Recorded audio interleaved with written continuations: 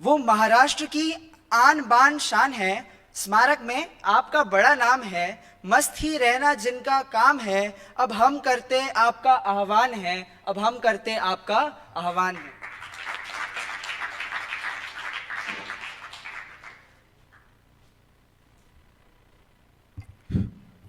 ओम नमः सिद्धेभ्यः। सभी सम्मानीय गुरुजन, उनके अभिभावक, मेरे सभी मित्र, सभी को सादर जय जिनेन्द्र।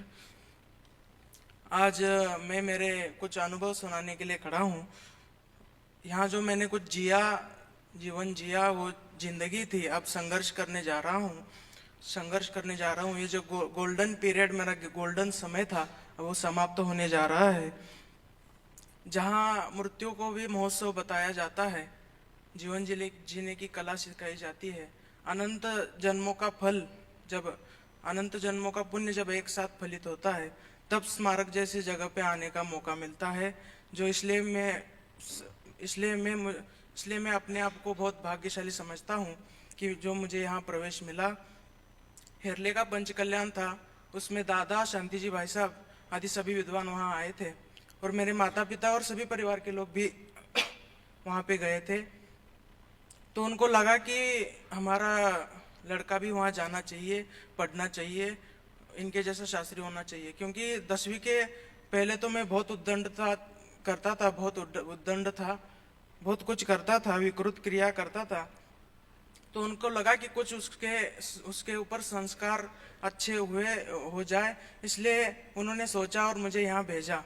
क्योंकि संस्कार ही अपराध को रोक सकता है। संस्कार ब्रांडेड होना चाहिए, कपड़े तो कोई भी ब्रांडेड पहनता है, इसलिए उन्होंने मुझे भेजा।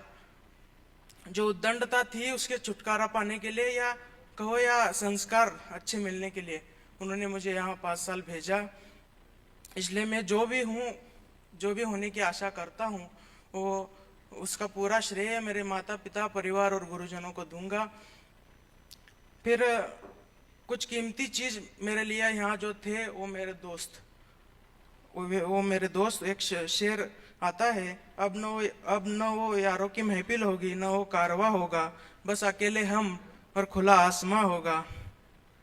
एक ऐसा रिश्ता इनके साथ मेरा जीवन भर का है, सदा रहेगा। और इनके साथ हंसा खेला, गम साझा किया। अब एक आदत सी हो गई थी। अनेक प्रांत के, अनेक भाषाओं के, अनेक खान पान आदि भाषाएं आदि सबके मुझे अनुभव हुआ, जिससे मेरे व्यक्तित्व का भी विकास हो गया। और मुझे लगता है कि निरंतर बढ़ते जाने का नाम ही जिंदगी है, इसलिए आगे बढ़ते जाना चाहिए। इसलिए अब यहाँ से जा रहा हूँ, पर आपके भी भविष्य की कामना में, उज्जवल भविष्य की कामना करता हूँ। जो मेरे कीमती चीज और थे, वो मेरे गुरुजन आदरणीय शांति जी भाई साहब, दोनों दादाओं को, और संजीव जी भाई साहब को भी मैं याद करूंगा। और क्योंकि बड़े दादा को प्रत्यक्ष देखने का सौभाग्य हम लोगों को मिला, छोटे दादा का भी सानिध्य हमें मिला, संजीव जी भाई साहब का भी स्नेह हमें मिला। और शांति जी भाई साहब तो पहले से ही मैं उनको जानता था, बहुत अच्छे से जानता था। क्योंकि मेरे प्रेरणा स्त्रोत्र जो रहे आदरणीय जिनचंद जी भाई साहब, वो जब उदाहरण देते थे किसी शास्त्रियों का, तो भाई साहब का ही देते थे। इसलिए उनसे पहले से ही मैं जुड़ा हुआ था। भाई साहब की सरलता, सहजता अपने जीवन में उतारना चाहिए। जिन कुमार जी भाई साहब, अपना जीवन कैसे सात्विक बनाना चाहिए, उसके संबंधित मुझे बार बार व्यक्तिगत बहुत उन्होंने समझाया। जो मैं गलत कर रहा था, उसके संबंधित भी उन्होंने बहुत कुछ मुझे बताया। और एक छात्रावास को अनुशासन में कैसे रखना चाहिए, वो भाई साहब से सीखना चाहिए। क्योंकि भाई साहब में जो कला है, वो मुझे नहीं लगता कि किसी और में होगी। क्योंकि भाई साहब ने जो मुझे सिखाया, पढ़ाया, इसलिए भाई साहब का मैं बहुत बहुत आभार मानूंगा।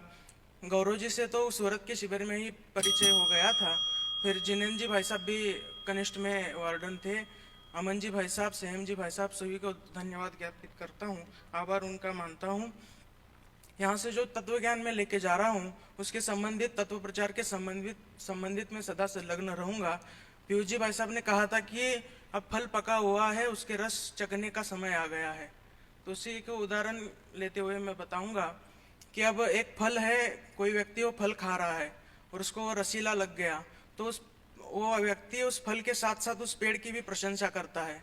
इसलिए मैं जहाँ भी जाऊँगा इस संस्था का एक अच्छा छाप छोड़ के वहाँ से आ जाऊँगा, जिससे वो इस संस्था का नाम उल्लेख बहुत सम्मान से करेंगे।